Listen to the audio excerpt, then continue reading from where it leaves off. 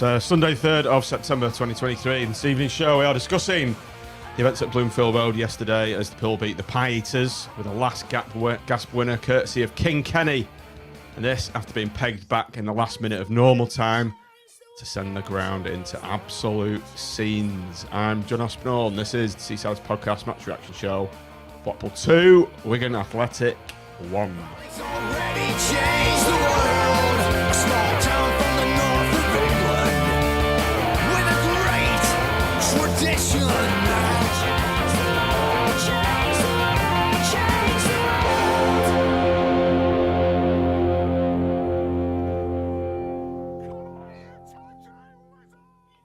Good evening, everybody out there on a Sunday evening. Welcome back to the Seaside's podcast match reaction show. Welcome to everyone on the stream, and hello if you're listening on the audio afterwards. And as David Bryson has his opening foray is, I can feel this is going to be a happy chat podcast. I think he's hit the nail on the head there, Tim, hasn't he? First real positive show of the season coming right up. I think it's the most positive I've felt for probably the equivalent of a full season. Probably Coventry or Preston last year is the last time I can think that I enjoyed a game as much as I did yesterday. And well overdue, but it reminds you actually what football's all about when you get a day like yesterday, I think. And I think we can all... I think we all deserved it, let's put it that way. And I feel it's great for the team. It's great for the manager. It's even better for the fans. Nick, welcome. Absolute scenes in our new home in the Northwest Stand yesterday. Jubilant. Didn't actually see you when we scored that last minute winner. I think last time I saw you down the steps. You didn't do a Smith, did you? No. I was celebrating. Quite a few people did do a Smith. Yeah, there was a few leaving, wasn't there? And it's one of them. We'll come on to talk about the game, won't we? But when they equalise, you're thinking, have we got it in us to get another? And there's nothing better, is there, than in the last few minutes to get a winner. Like Tim says, it's. I think we deserve that as fans. It's been a bit tough, hasn't it? So it's going to be good to talk about a positive game. We won't mention the transfer window. We'll just talk about the match. Last time I saw you celebrating a kind of a last-minute winner like that, Nick, was, if you remember that period where you were complaining of all these severe back pains, etc., and I saw you careering up and down about 6 rows of steps celebrating a last-minute winner as if you didn't have a care or pain in the world. Was it? I did the next morning. Yeah. I think Chisnell and Mickey Mellon on commentary, funnily enough, when after the equaliser and 7 minutes came up, they said that they alluded to. Oh my God! Even the Put me on mute.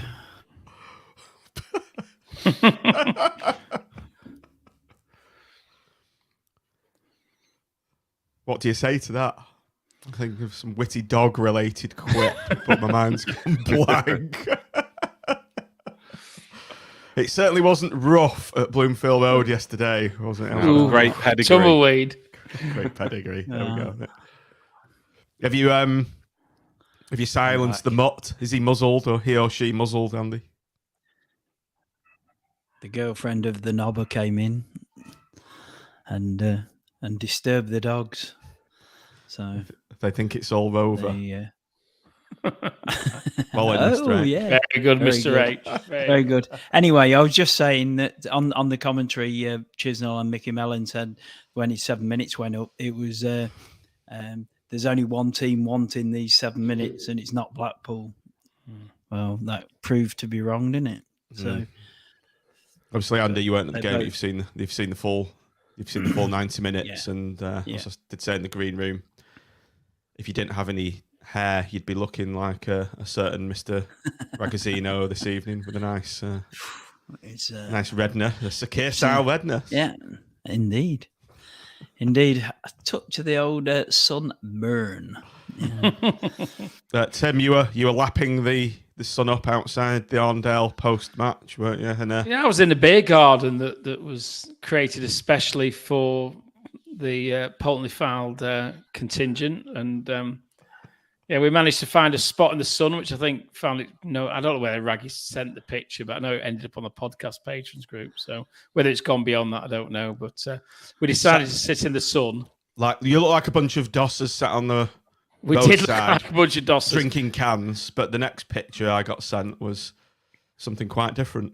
Yeah, they brought a table over for us, and then we had like the likes of Colin, who keeps wanting to come on the podcast, by the way, or West Paddock Casual, and he was like giving us loads of grief. And the next minute over, he's joining us and sampling the delights of the evening sun on the Gold Coast. So I think we've set a trend there.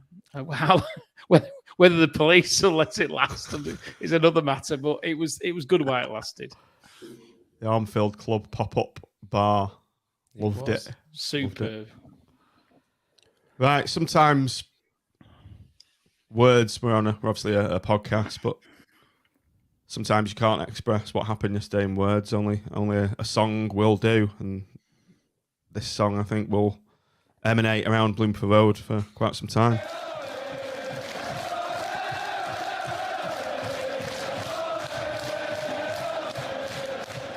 Your boy Tim, CJ Hamilton, but we'll be coming on to it throughout the game. Have you got an opening gambit? I think what I really enjoyed about that was that he didn't actually realise the song was about him, and I think I've forgotten it was now, whether it was Connolly. I can't remember who it was, but somebody sort of said they're singing about you, and he went, "Oh!" He suddenly realised, and I quite like that, I've got to say, and the smile on his face when he realised was a great sight. To be fair, great. Jimmy sight. rubbing his hair, it was great as well. Yeah, right. We'll come on to the game shortly. We've got to catch up on Wolves away very quickly if we must. Tim and I were in attendance. Me, I was on a family day out at Alton Towers, so I thought, Wolves is only just below Stafford where Alton Towers is. An hour and a half later into Wolverhampton, I got there. I was like, shit, this is actually longer than I thought. And what a mistake of a maker. You could have stayed with your fast track pass, couldn't you, and a few more rides. 50 quid, that fast track pass on top of the ticket. And you left early, didn't you, to go to Bloomfield, not to Bloomfield, to Molineux. Yep.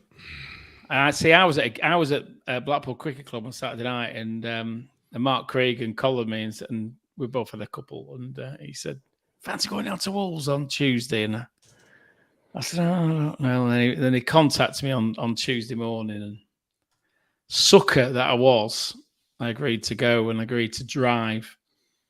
What a mistake that was! I've still got I think I went in a bus lane as well, so I think I've still got a fine coming through the post as well, just to add the layer on the cake of misery. Well, funny you should say that. I booked a parking space on that Your Parking Space app at Asda. I thought, £4, that's all right. So it's parked right outside the ground pretty much. The day after, I've had an email saying, congratulations on your booking of your parking space at Asda on Wednesday, the 1st of September. I was like, oh, shit. So I reckon I've got a £60 fine on the way as well through Parking Eye. Well, I'm hoping the fact that I left early in the game, I may have just beaten the 2 hour period. But yeah, it's going to be a very expensive game. But, 5-0. Daft as it sounds, I don't think we played that bad. I've seen us play worse this season. And one positive I took from the game was Dom Thompson. I thought he equipped himself very well in that game. I was quite surprised to see him omitted from the squad. But equally, the fact that Dom was our man of the match probably was symptomatic of the way we played, in that he was probably one of the few that seemed to show enthusiasm and commitment on the day. I thought we were too standoffish. I thought equally on another day there was probably 2 or 3 of theirs were deflected goals, and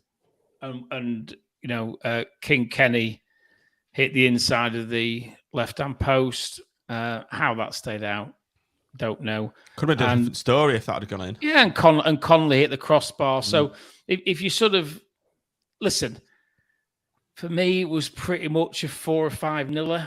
But on another day, a couple of their deflected shots might have gone in, and we might have had a couple, and it could have been different. I just thought they were very clinical, Tim. You could see they were Premier League set up. Pretty much put away pretty much every chance they had. I think, without getting ahead of ourselves, I think if we played like we did on yesterday, that it's set up like that, I don't think we would have created. They just seemed to be able to play through us at a whim, and they were prepared. What I noticed was they were prepared to put the ball into tight spaces where there was even two of our players on what, because they were confident that their man would hold the ball, and they did hold the ball, and they were taking risks which we never did. We played safe, as we've done, to be fair, till we get to Saturday. We've done all season. We've played possession football and kept possession without wanting to expose ourselves to any risk. And the reality is that that's nonsense in football. It's nonsense just to keep hold of the ball for the sake of keeping hold of the ball. And I thought, listen, it wasn't Wolves' first team, but I was, they're all comfortable on the ball, and we let them play too much. At the end of the day, that was the reality. And I really worried for us after Tuesday, because I felt that we looked like a team who were beaten, who didn't really believe in what was going on and didn't believe in each other. And probably that was the bit that worried me the most, particularly going into Saturday, which was an incredibly important game, that the system was wrong and the players didn't believe in it. I think, Nick, that's a fair shout or comment from Tim, that I don't think there was any expectation that we were going to get a result yesterday. Pretty much everyone I spoke to was quite downbeat about our chances, and there was no confidence going into it. And on the back of these defeats, yeah, well, you can only go off what you've seen before, can't you? And if we'd been playing well and knocking on the door, then you'd be thinking sooner or later we'll get a result. But that hadn't really been the case. We had half an hour against a poor Burton side, and then other than that, we've not been great, and maybe a little bit lucky to get some of the 0-0s we did. So it's hard to be positive when you've not really seen anything to be too positive about, certainly from an attacking point of view. And when the team came out, I'm sure you'll get it up in a minute, but you kind of thought, all right, Marv's been dropped, Pennington's come in, no Andy Lyons, but I was still thinking, if we play the way we have been in previous games, we're probably in for another sort of dull afternoon. But thankfully, as we'll come on to talk about, that wasn't the case. He changed things, certainly in the way we played. And what a difference it made. Small tweaks and just shifting the ball forward and not having. I'm not going to be too hard on Marv, because we've talked loads about how that isn't his strength, playing out from the back. It's not his fault. We kept asking him to do it, and it wasn't working. So I'm glad we changed that. And what a difference it was, just shifting the ball forward and having CJ 20 yards further up the pitch, doing what he does well and not asking him to do things that he doesn't do well. And what a difference it made. Yeah, and these are the tweaks that Nick was referencing there. The starting 11 was Grimshaw, Pennington, Casey, Husband, Hamilton, Weir, Norburn, Morgan, Connolly, Beasley, and Rhodes. Andy, coming to you now. As Nick touched on there, the main takeaway from that was Marv probably rightly dropped to the bench. And it had to happen to save him, didn't it? Yeah. He was being asked to do, like Nick said, he was asked to do a job that he couldn't do. And it's quite strange that then we change our way of playing when Marv is taken out, which if we'd have played that way when Marv was in, we'd probably been okay anyway with Pennington there, but who knows. But anyway, Marv just needed to come out for his confidence, didn't he? And then the other thing was starting with Weir, wasn't it? And he just looked a better threat than what we've had before as well. But was that because we just got the ball forward quicker? I don't know. But it was just remarkable how the change from how he's wanted to play or how he has been playing the team against yesterday it was just chalk and cheese, wasn't it? Yeah. Tim, over to you now on the starting 11. obviously the personnel has changed, but I was trying to work out what the actual formation was, and I was thinking, is this a 4-3-3, 4-4-2? What were your thoughts on that with Jimmy Husband? Go on. It did look like a 4 at the back, but probably the most interesting bit to me from that was that they were pretty much like 4 centre backs. So I think if you were looking at it, you would think that Connolly would play right back and that Husband would play left back, and then that Casey and Pennington would take the centre back pairing. But it wouldn't be a Critch team if he didn't turn a lot of that on its head. And he still seems to think that perhaps Connolly can do a job on the left hand side that most of us probably think isn't his best role. But what as the game progressed, I think what we did see was that they were incredibly solid, that 4. And there's people who've said, well, really, CJ was still a wing back, but that's frankly nonsense. I don't think he, other than the last 15 minutes, which we'll come back to, I don't think we saw him come much beyond the halfway line, which is where we want him. If he's going to play, he needs to play high up the pitch, not in a defensive role. And so for me, it was a weird. We seemed to. It seemed to be almost like we had one wing back who wasn't really a wing back because he was really playing left back, and then one wing back who wasn't playing wing back because he was playing right wing, and it worked. It worked. It probably confused the opposition a bit. They probably looked and thought we were going to stick with the system that we'd played, and we didn't, and that likely upset them because what we saw, I think, and I still haven't quite worked out why they didn't try and do anything to counter it, but they left CJ pretty much one-on-one with their left back the whole of the game, and he got skinned every time CJ found himself in a position that he could do some damage. And I think he does that when he's further up the pitch. If he's picking up the ball in our last third, then he's got 2, if not 3 men to go past. Where if he's picking up the ball on the edge of their last third, he's got 1 man to beat and 1 decision to make. And that's when I think you see the best out of him, when he doesn't have to think and he doesn't have to do too much. Yeah. So if you look at Shane Benjamin's comment in there, gents, 3-5-2 is fluid, but it changed to 4-4-2 to use CJ. I think that's a pretty accurate summary of what happened in the game. Didn't it feel like we were using our assets in the right areas yesterday? I think so, yeah. The players looked like they knew what they were doing, Andy, which I think is. Yeah. I think I felt half the time this season that our players don't know what's expected of them and where they're meant to be playing and what they're meant to be doing. So we see Noburn playing almost like as a makeshift centre half, just sitting in front of the back 3 because he's worried about how exposed we are. Because when we get the 3, I've often felt that whoever's playing on the right is really playing the right back role, and the left's playing the left back, and it's leaving Marv in the middle exposed. So he ends up dropping back, which you actually don't want because he's actually a good player. We want him in the more forward position. Somebody's mentioned in the chat he was a lot more forward yesterday. Well, he was because effectively there was a back 4 behind him. So I think he felt more comfortable coming further forward. But all over the pitch, and there's one particular player I want to go on to talk about in due course, but I just felt everybody knew what they were doing. Where I haven't felt that probably at all this season. Every player knew what they were doing. David Coleman says more long balls from Grimmy, much less tippy-tappy across the back 3, much better. It was right, Nick. It was a lot more intent out there, wasn't there? And less indecision, I think. It was, and when we did go long, to be fair, but that was probably Beasley's best game, I think, for us. He was, it looked like he's building a bit of an understanding with Jordan Rhodes, who's, an experienced player.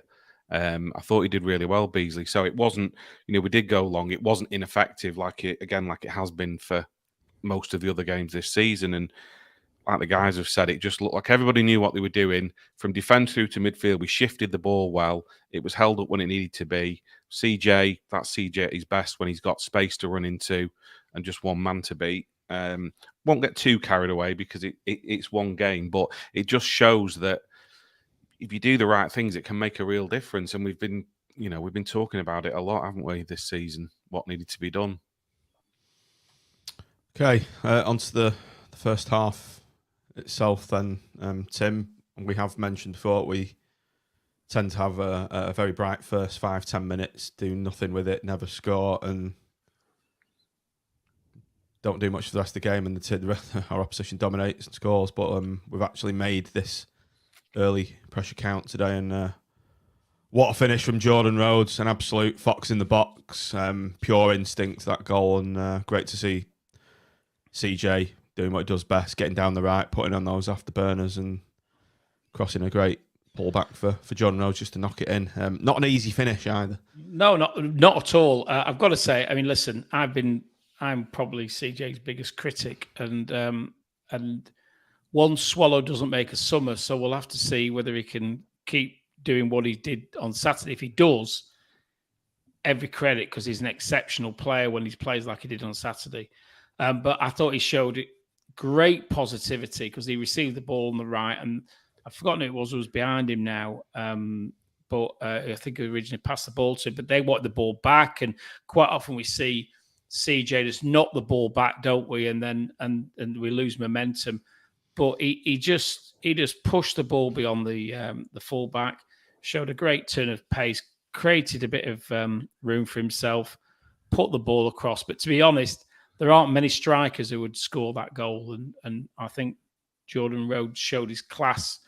He hit it first time. He knew where the box, he knew where the net was, and I think he caught the keeper slightly unawares because I don't think he was expecting that.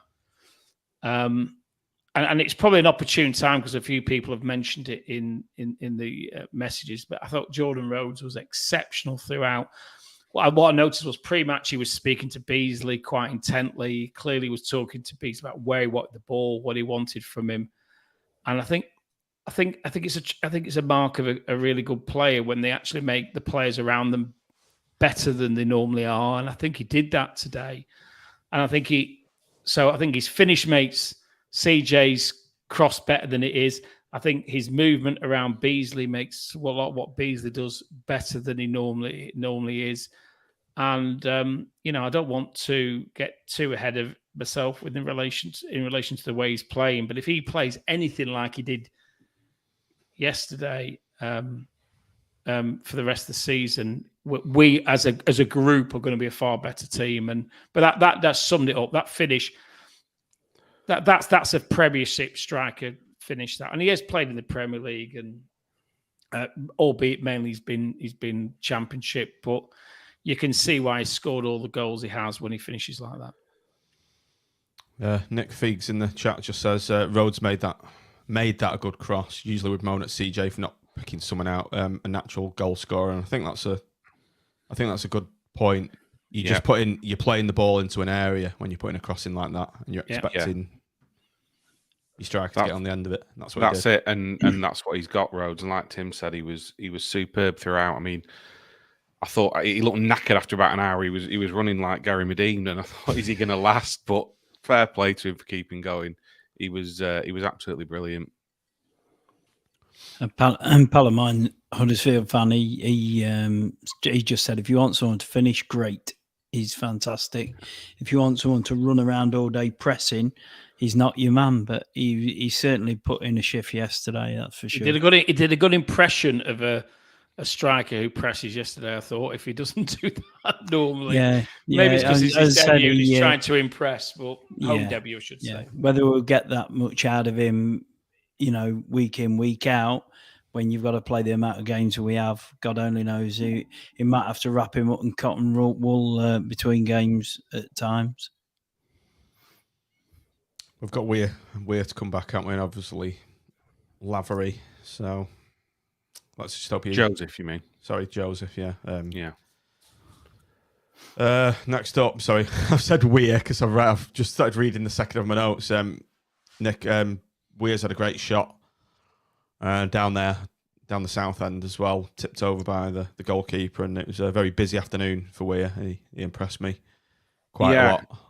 I think I said on the chat last night, he scored, it was double figures, wasn't he, for Morecambe last season, 10, with 6 assists in League One in a team that got relegated. So, the guy's got something about him. And again, I think it just makes a difference when you're playing the way we played, the system we played, a bit further forward, and it allowed him to probably play his natural game, which we'd only seen glimpses of him previously. And again, it wasn't really working, but I don't think it was necessarily his fault. So he had a bit more freedom. I noticed he was sort of anticipating what CJ was going to do and coming for the ball off him.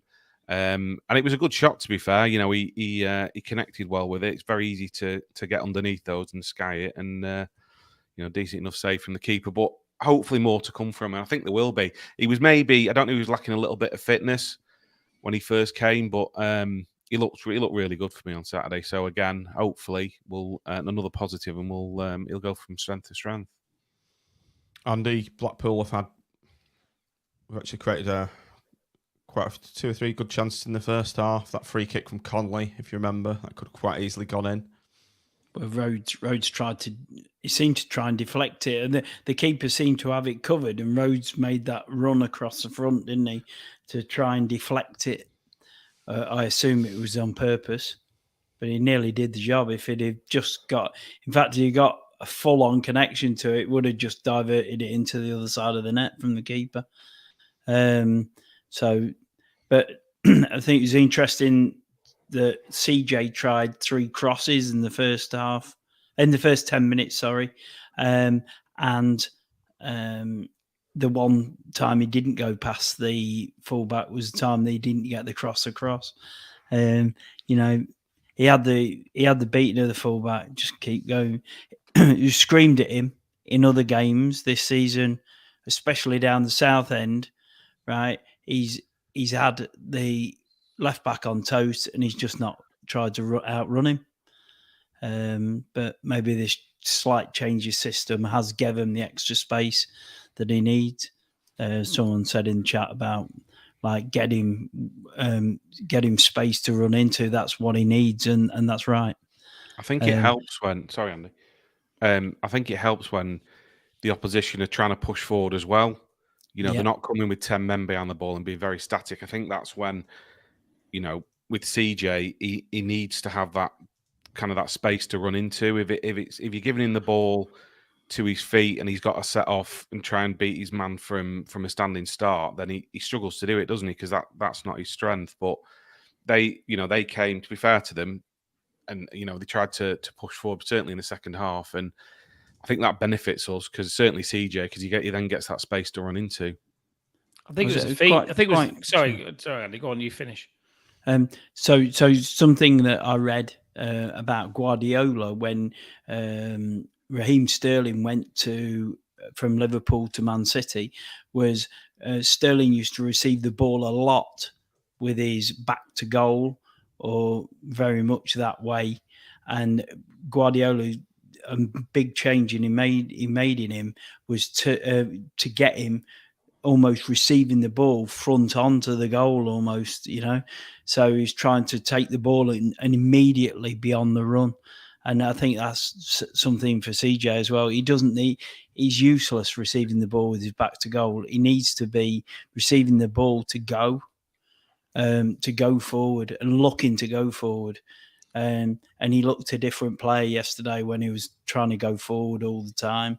It just looked fantastic, didn't it? And not having to defend as well. That's the other thing. Yeah, that's the other thing. Yeah, I think what we saw a lot under the previous system was that there was a lot of diagonals played to CJ from deep after we've done the passing around. You know, the 20 passes at the back.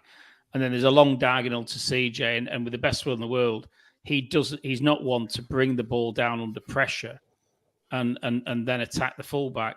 Now he might do it 1 in 5, 1 in 10, but the stats there aren't great.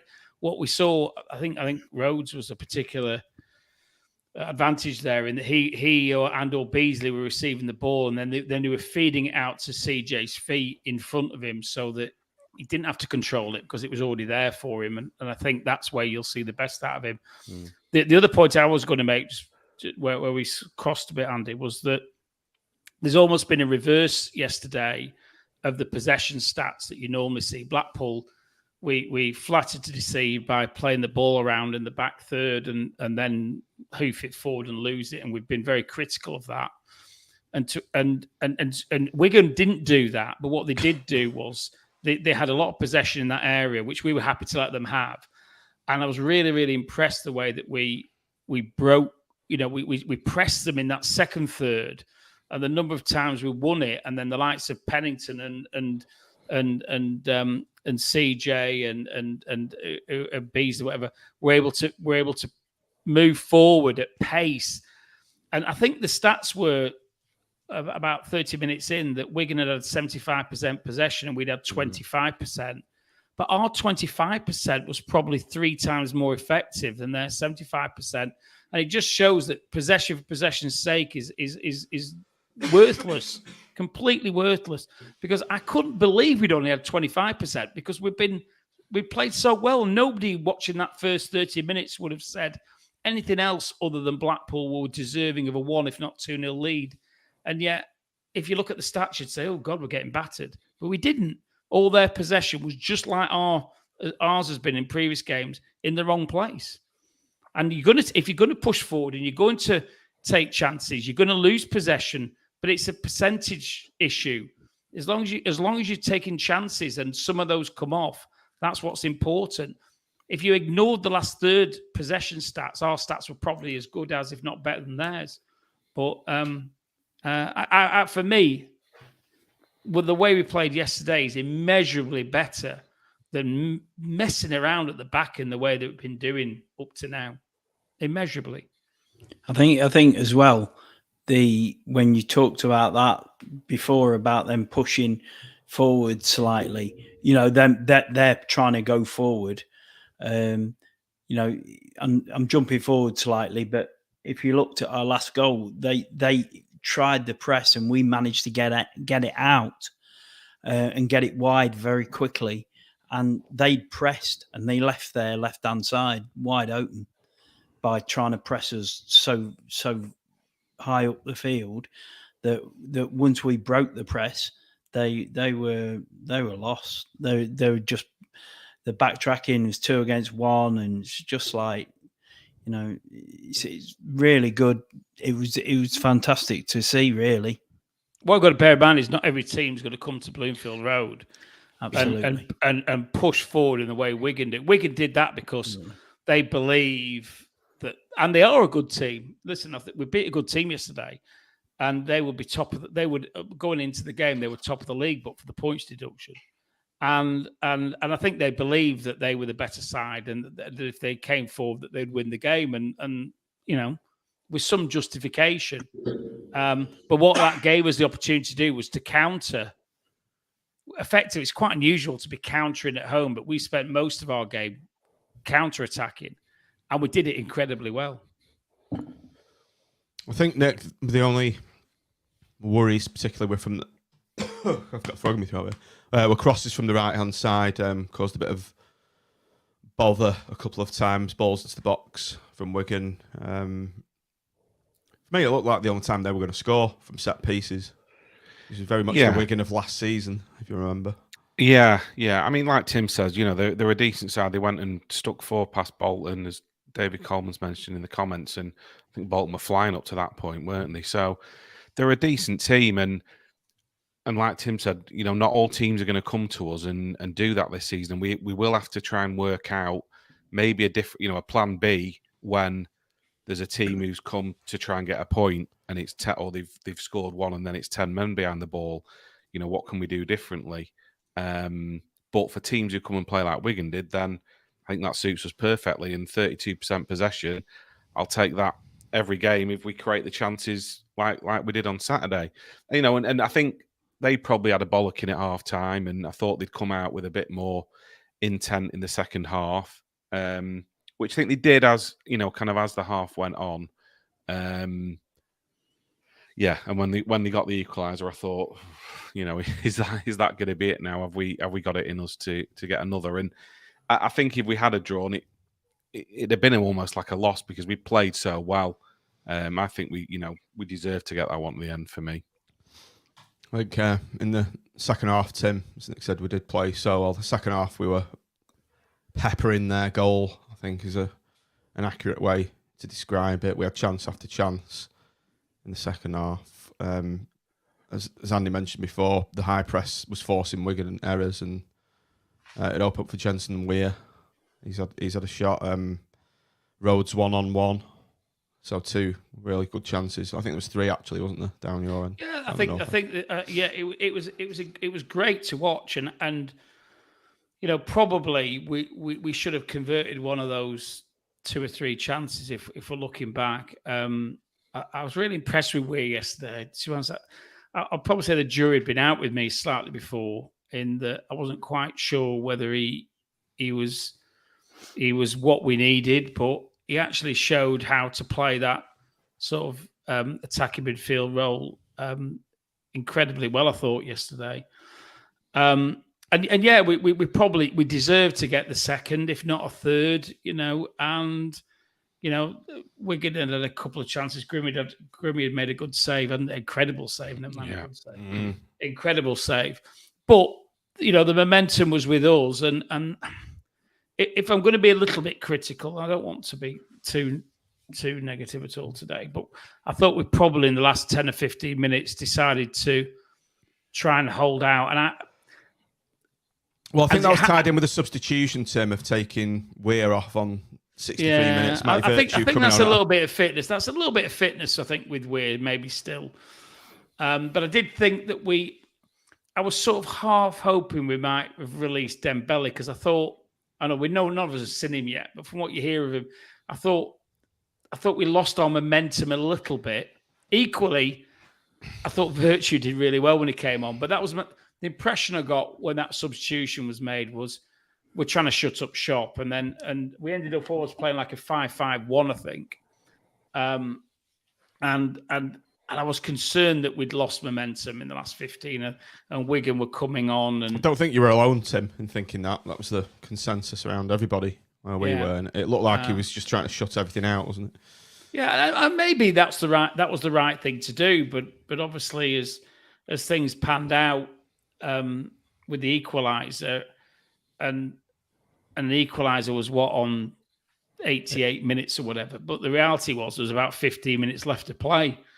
So, at that stage, I think most people in the ground were quite worried. I mean, most certainly I articulated, I think we're going to lose this game. Actually, at that point in time, I genuinely thought we're going to lose it, because it just seemed to be wave after wave after wave of Wigan, and we didn't seem to have the right system where they'd been on the back foot a lot. All of a sudden, it seemed to be constantly us on that. Now, we defended well, kept defending well. I mean, I think the goal was one of them things, but I don't think you can criticise anybody for that. But I was generally worried that we were going to end up losing the game that we should have won. Which I think the other thing is, sorry. Go on, Nick. The attacking wise, in an ideal world, he'd probably take Rhodes off after an hour, wouldn't he? Yeah. But there wasn't really a replacement. We could have brought Dembele on. I don't know how much football he's played. I think it's mainly been sub so far, hasn't it? This season, and he's only just arrived. So, and like I think Darren McKenzie's mentioned in the comments, they were bringing quite a lot of attacking players on. So he was probably thinking, I need to try and counter that a bit. Nick, if you look at James Sharman's comment there, Marv was ready to come on. Tim after Kenny's winner, didn't know that. Yeah, he was on the touchline. Wow, I can kind of see why he did it, but you do invite pressure, don't you, when you try and shut up shop, because we were a bit further back, and when they were pushing forward. But having said all that, the subs were involved in the goal, weren't they? So you could say it's genius. All 3 of them. Yeah. Let's talk about the goal then. Andy, Shane Benjamin's put in the chat, I think the away fan on the pitch got our lads fired up. Don't know if that showed that on the full replay, but what a dickhead. What was he thinking? And running to the family stand as well. Yeah, giving it large to the family stand. Did you notice how he started off quite fast and then really slowed down when he realised it was on his own? He was going to make it, yeah. So, there was a volley of Haribo raining down on him from the family stand. But I think that probably disrupted them a bit as well, because they were kind of pushing forward, weren't they, at that point? Yeah, well, I think just go back to their goal. I thought Conley had a chance to put the ball into touch with a man almost. He could have made a tackle there. He chose to stay on his feet, and then they joined by another one. And then is it Dale went over as well, and he didn't stop the cross, and so we had two attempts to stop where we could have stopped that ball on their right. But then McGuinness did well, didn't he, to get across his man at the and get the header in for their goal. But I still think we should have stopped that. We'd argue that we should stop that cross. I think it was Dale, wasn't it? Not closing his man down. It was, and like he should have stopped that cross. He should have, but Connolly should have stopped the thing before and just put the ball out with the man. He could see enough of the ball to clear it for a throw in. Really, to me, it was coming. Nick, that goal. I said to my sister, I said, bet this score in 89 minutes. I said, this is going. I nearly got it to the minute. It wasn't a surprise to me. No, it did feel a bit like the momentum was starting to build a bit, and we were, like I say, up front. Rhodes had put such a shift in, and there wasn't really an option to replace him off the bench. But thankfully, we managed to get a winner, and part of that was down to Wigan pushing forward, probably to think they could go on and win it, and it left them a bit exposed at the back. It was, if you see it straight away, as soon as our right centre backs got the ball, they immediately are pressing a lot of people forward. So we shift it right straight away and then clear it, pass it down the field, and we've got an overload straight away down that side. All kicked off by CJ as well, wasn't it? The initial ball. Yeah. And then Virtue just nips in and puts it across, and Sir Kenneth of Dougal arrived just in time. So you can now buy Seasiders Podcast Sir Kenneth of Dougal fan club badges from Tim Fielding at the next home game. I noticed on the official club feed they've started using that, Tim, Sir Kenneth of Dougal. I'm sure they did. It's copyrighted, I think, to the Seasiders Podcast, isn't it? So we should be due some royalties. My dog is named Kenny Dougal, and he's Simon's got a dog. Simon's got a dog named Kenny. You have to start calling him Sir now. Oh no, they put King Kenny. I'll let them off. It was King Kenny. King Kenny, yeah. Right, well, we'll have. I'm sure we can license out the use of Sir Kenneth of Dougal to them, can't we? Already licensed the FPRS system. The check must be in the post because no one's taken up that offer yet. I'm surprised I'm sure. Tim, absolute limbs in the north when that went in. What a moment! And it's moments like that you go to football for, and it's been a long time overdue. That sort of feeling. What a buzz! We said that. Actually, I was on the balcony of the Moretti at the time, but I actually wish I was in my normal seat in the east. But it didn't really matter because the whole ground went absolutely mental, and it was actually good in some respects to watch the limbs in the north from a slight distance, just to see how good it was, and the way that the players went into the fans. I saw Kenny go in there and sort of like hug a fan, and and that's what you want, isn't it? And it's been slim pickings. Let's get it right. It's been slim pickings for quite a long time, probably. Peony aside. I think Preston at home is probably the last time I can recall a game that I felt like I did at the end of that game, and literally everybody was hugging everybody. Normally we clear off after the game straight afterwards, but we stayed and had another beer in the Moretti, and then we went to the as we've spoke about before, went to the Yarndale and sampled their beer garden, but that's what days are all about, and that's what it should be about. And it was so good to leave the ground with that feeling. It really was. And listen, it was I think as Kenny himself said, he couldn't really miss it. It was like a 2-yard tap in, but the move was great. It was I think it was Jordan Rhodes who put the ball out to CJ. CJ's take it down the right. Virtue's like signal where to put it. And he's he's put it across and I think was it Dale who actually put the ball out to CJ in the beginning? I can't remember now. Or whether it was Dale on the right. I lost track, to be honest. But I know the three subs were all involved in it. And Kenny's quite good in the box, I think, when he gets the opportunities. I've never let him take a corner, never let him take a free kick.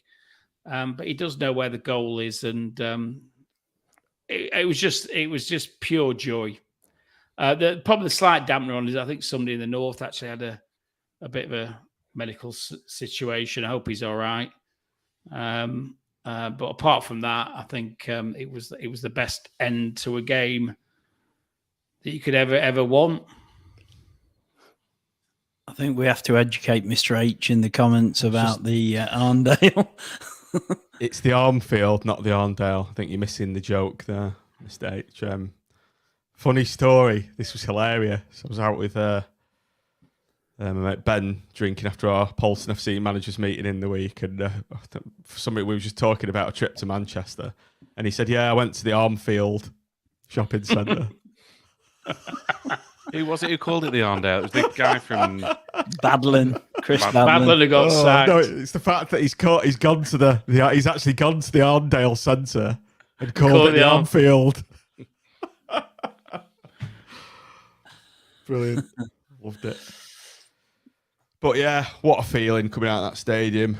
As Tim said, it's been long overdue and really welcome when it happens. It's what you go to football for, moments like that. Right, okay, let's move on to the player ratings. Be a lot higher than our last visit to this section of the show. So let's start off with you, Tim. You can take Grimmy, a couple of worldies as ever for Blackpool's number one, Danny Grimshaw.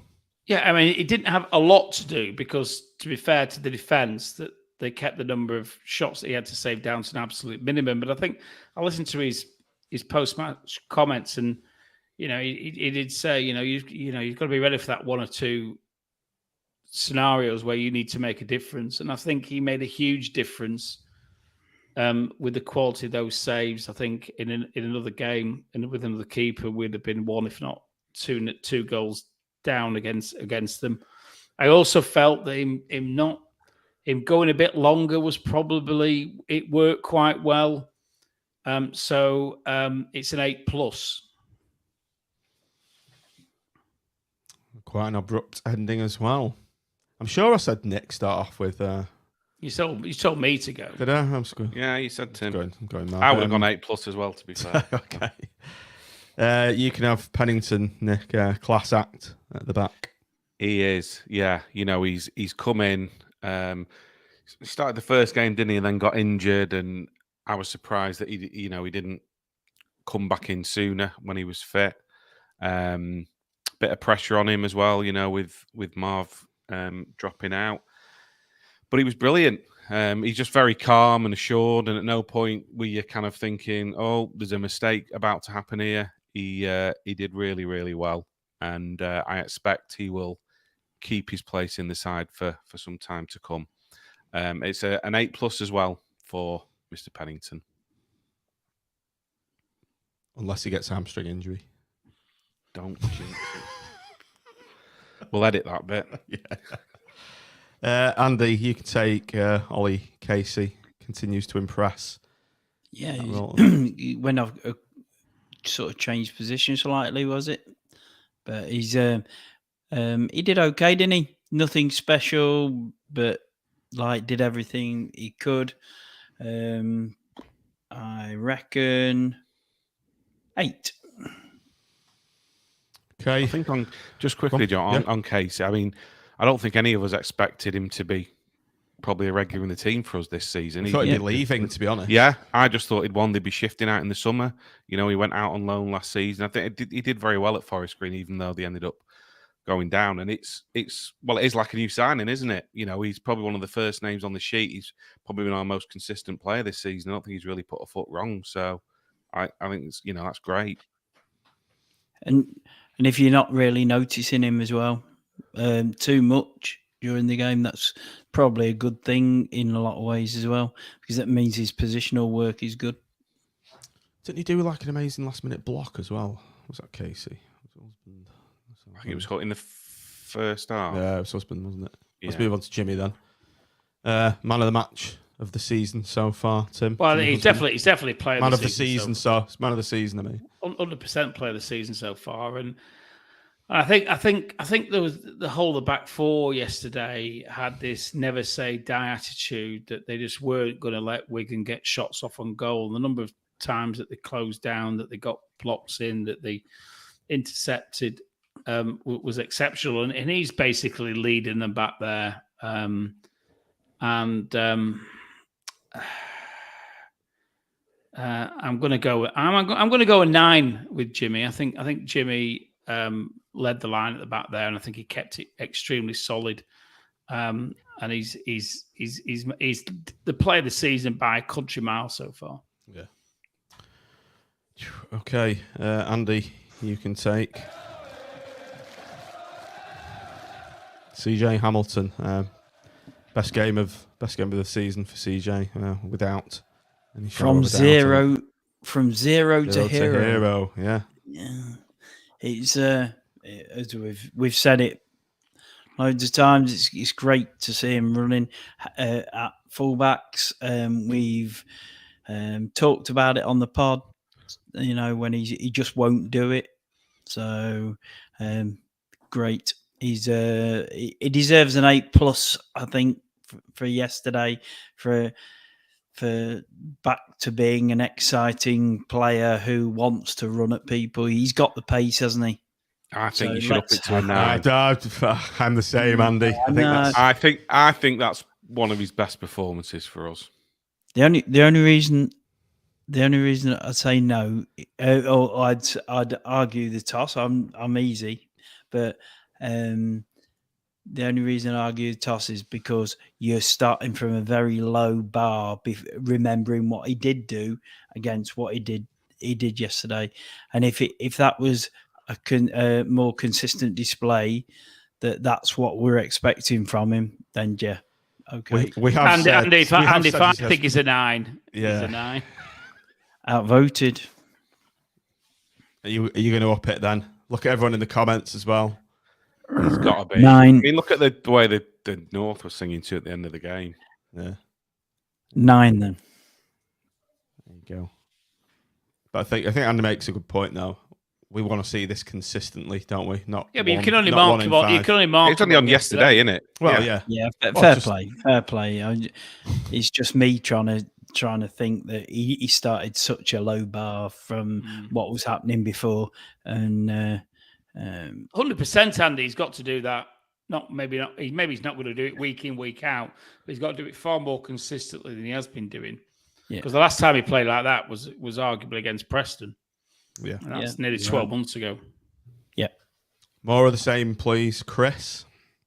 Right, Jensen Weir. Who are we on? Tim. Jensen Weir. That for me is his best performance so far, and I think he's shown maybe Carey the way that Carey needs to be playing if he wants to be in the team. And I said the jury was out for me on him before yesterday. I wasn't 100% sure, but I think he showed yesterday what that attacking midfield role, what it's all about, and I think he played a fairly important role in the way that we played and the way that we won the game. So it's an 8+ from me. Ollie Norburn, Nick.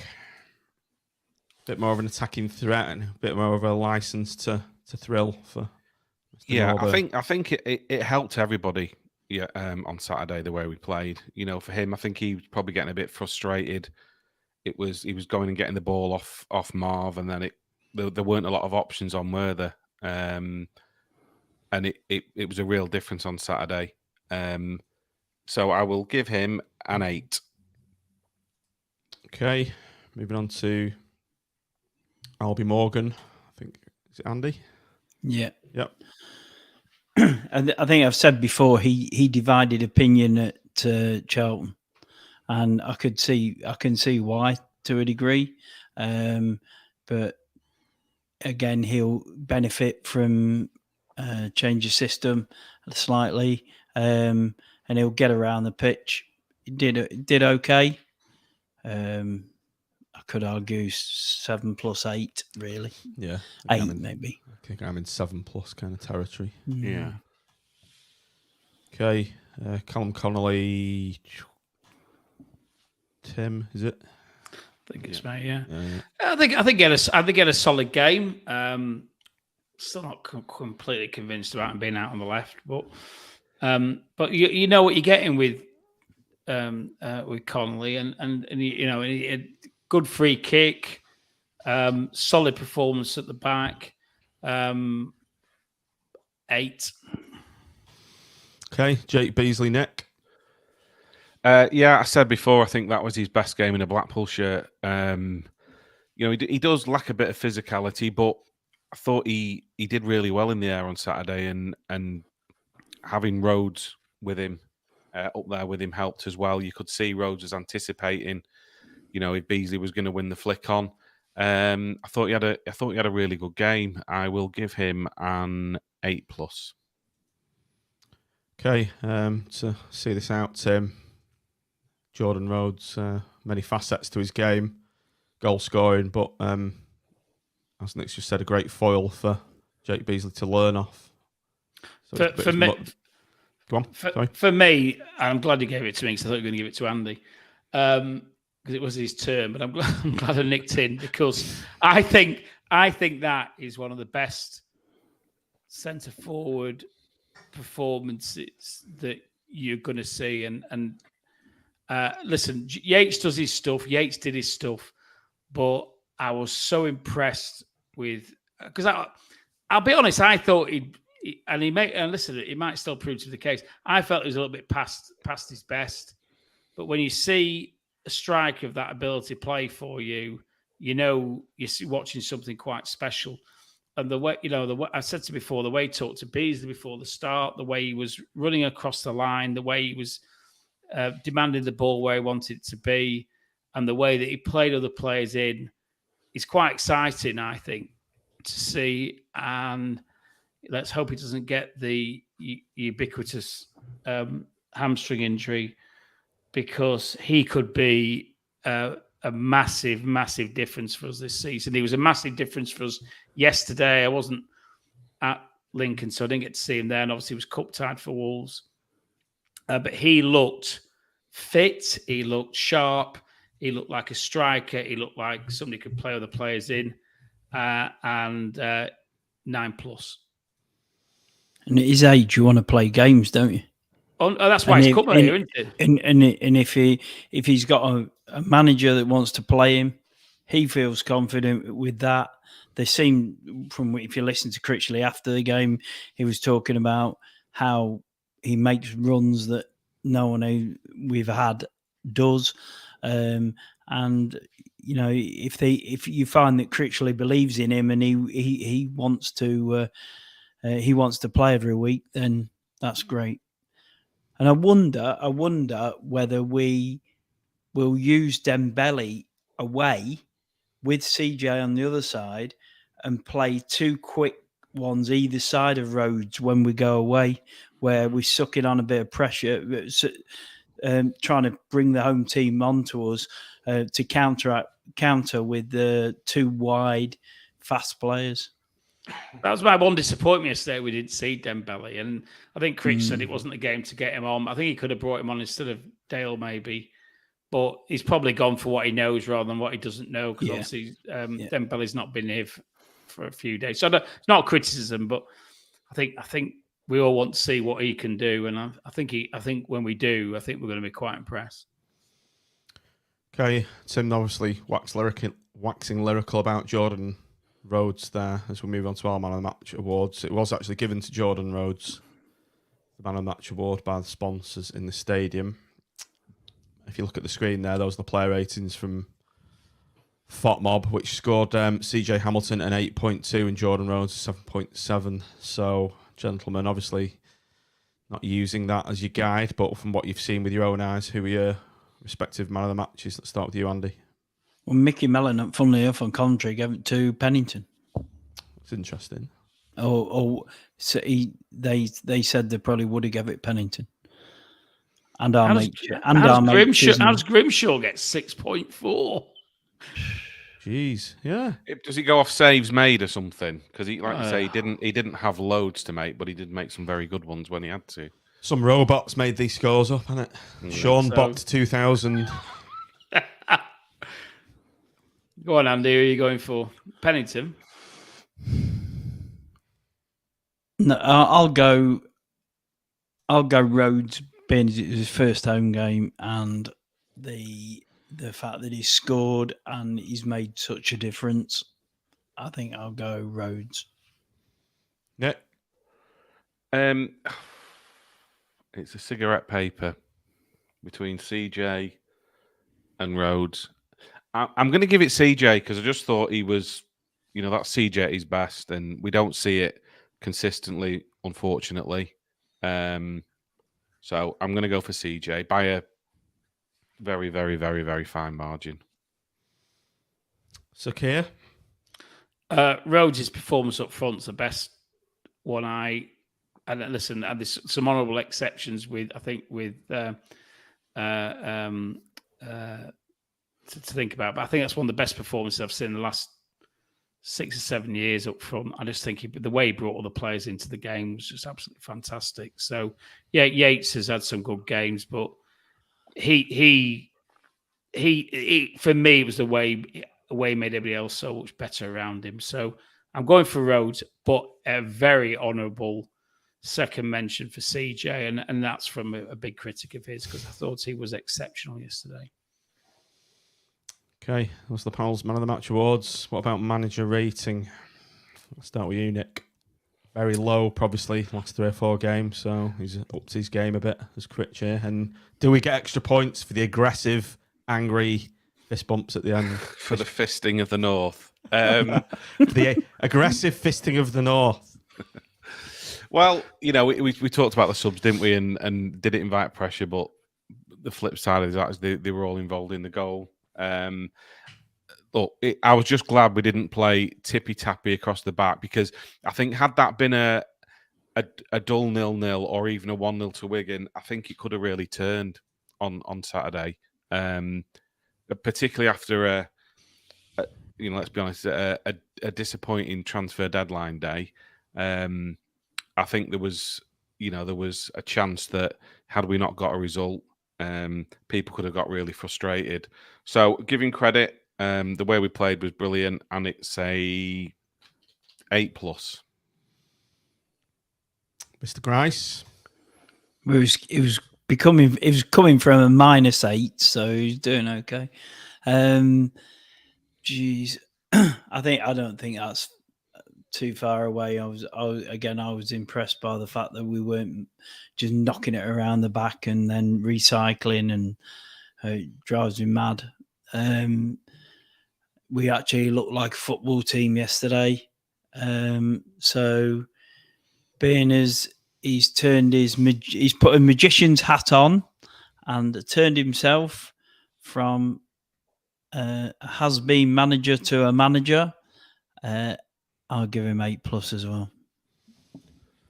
To round this off, Sakir, leader of the opposition. Yeah, I mean, he gets plaudits for do what he should be doing from the start of the season, which is play players in the right position. So it comes from a low bar, to be honest, for me. But because actually he's just done what he should have been doing from the start. And I was a bit worried about the way he went last 15 minutes because he really did concede momentum to the team. But his subs all combined for the goals, so I'm giving 7+. I think it's in my mind actually. That's him. I think could have gone wrong, but didn't. Yeah, It doesn't feel like the Critch that we had before, and it doesn't feel like he's any better than he was before. And I think that's how I feel I about think he's it. more. I think he's even more cautious than he was before. To be He's honest, playing with the handbrake I on. think he is, yeah.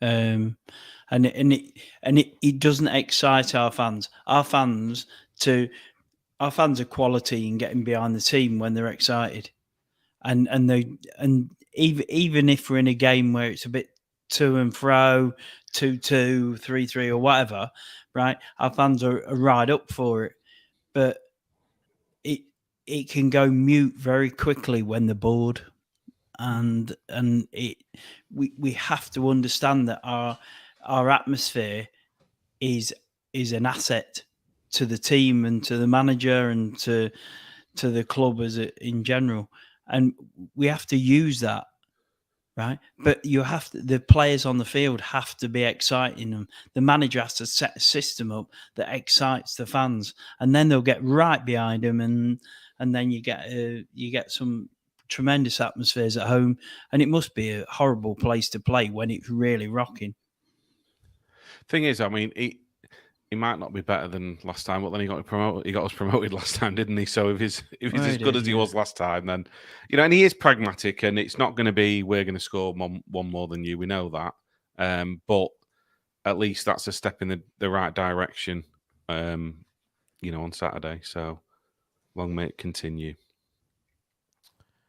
Okay, Nick, you mentioned about the summer transfer window a bit earlier on in the show. Let's have a quick discussion about that. Now it's slammed shut. I've actually made a graphic. So rather than talking about the actual deadline day, I thought I'd list out the actual business we've done in the summer, which is, if you look at this list, I'll read it out for the pod, the audio. Matthew Pennington, Tashan Oakley Booth, Albie Morgan, Killian Kouassi, I don't know if I pronounced that correctly, Mackenzie Chapman, Carl Joseph, Jordan Rhodes, and Karamoko Dembele signed on loan from the amusingly named Brest in the week. So, your general thoughts on that?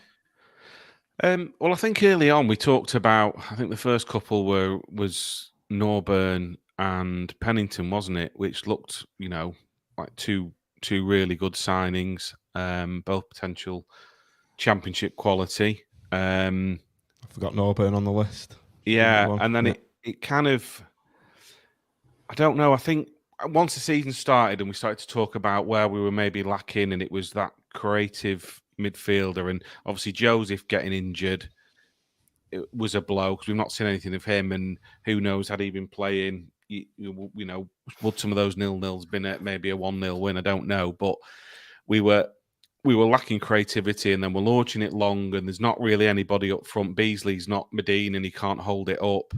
And Lavery, there's no point in playing it long to him, is there? So I think going into the end of the window, it felt like we were a little bit short in a couple of areas.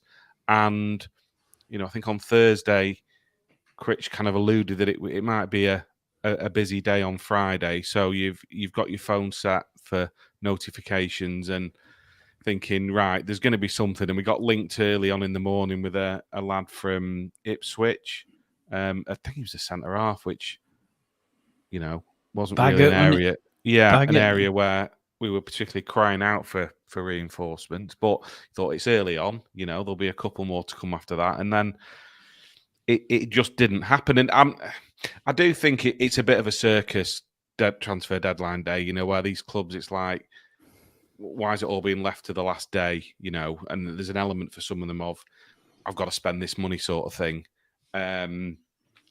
But I did think we'd get a couple in. Now, as to why we didn't, people jump to all sorts of conclusions, and it could just be as simple as we maybe wanted to move a couple out, and that didn't happen, which didn't allow us to bring a couple in, or the couple we were after, the clubs they were coming from needed to bring replacements in, and it didn't happen for them, so they didn't. It's all a chain, isn't it? But it was a little bit disappointing, and I think then going into Saturday, like I said, had we lost, it could have turned a bit. Whether it's going to come back to haunt us between now and January, remains to be seen. Obviously, we're on a bit of a high at the moment after beating Wigan, but one swallow doesn't make a summer. And like I said earlier, I still think we maybe need to work out a bit of a plan B at times when teams aren't coming in and pushing forward. But hopefully, we've got Weir. Hopefully, he'll go from strength to strength, and he'll be that kind of midfield driving force that we've perhaps been missing. Rhodes, fingers crossed he stays fit. I think he'll be a real asset. Hopefully, we get Joseph fit sooner rather than later. And we've got Dembele as well, who sounds like an exciting player. So I don't think it's the end of the world. It's just you kind of sat there waiting for something to happen, aren't you? Because it's transfer deadline day, and it was a little bit disappointing that we didn't get maybe one or two across the line. But like I say, it might be because I don't know who we were looking to maybe, move on, and that didn't happen. That might be the reason why a couple didn't come in. We got a new Ragazzino, didn't we? Yeah, we have. We got a new Ragazzino in the window. That's a new signing for junior Seasiders. Tim Neil Ashworth's mentioned Rob Apter being allowed to leave to Tranmere. Seems a little rash. Now we all assumed that Rob Apter was leaving because someone else was coming in, possibly Dembele. But I was not best pleased when I saw Rob Apter had been let out to go on loan, because he was one of the very few bright sparks at Wolves, and I thought he was ready to press for first team place. Yeah, and I think what he does do is he gives us another option, an option that we perhaps might not have. The problem is we haven't seen Dembele, so if Dembele is the real deal, and we all hope he's going to be, then how much playing time is Rob going to get? But I was quite surprised. I think that made me think that we were, and there was rumours it was a minimum it'd be Kirk. So when he went out, I was pretty convinced that somebody else was coming in. And probably my surprise in this window is that we didn't farm out more players than we did. I thought there was probably 4 or 5 going to go out, and other than Rob, I don't think has anybody gone. Did even Brad Holmes go? I don't know what's. Although I suspect with non-league clubs, they can probably still go out beyond last Friday. But yeah, it's a bit of a surprise. It was a bit of a damp squib, in all honesty, wasn't it? Transfer deadline day. I suppose, we all want that marquee signing, don't we? That's going to say that we mean business this year, and whether it been Moxon or whether it been Clark Harris. There was Clark Harris, noise, and they just missed out. Bristol Road just missed out on getting him over the line, didn't they? In the end, but, and it's a big but, having watched Rhodes and looking forward to watching Dembele and seeing how Pennington played, and Weir played, and Norbert is quality. Overall, I'm a glass half full tonight rather than a glass half empty, which I've been for most of this season so far, and that can only be good. I think as well, when we were looking at the people coming in, we were imagining we were playing that slow possession-based football that he was playing in 2 or 3 games this season. And so we needed some absolute diamond quality to up the top to make that work. And so now the change in how we played yesterday has maybe made us look completely differently at what our window was like. Yeah, that's a good point. And Joseph was a £2 million player, let's get it right, when he left Wigan for Swansea. And he's a young lad still. That's the thing. It's undisclosed, isn't it? If the amount that we paid for him actually came out, I dare say it's a decent amount of money, and people kind of would then be thinking, right, that's a bit of a marquee sign. All right, he's been injured, but it's kind of like when it's undisclosed, people go, "Oh, we've not spent any money. We just don't know what the figure is, do we?" The injury he's got now, and this is, I got this confirmed today, isn't the injury he came with. No. So he's got a hamstring injury now, which he seems to be famous for. He came with a knock on his ankle, and that had healed and cleared up. So it's not like he's come as it's just unlucky. And if he'd been playing, and we had a lithe, strong 22-year-old centre forward playing alongside Rhodes, I think we'd all be really, really happy. We just haven't seen him yet. Yeah. But attackers rely on a lot of them on speed, and I bet he does as well.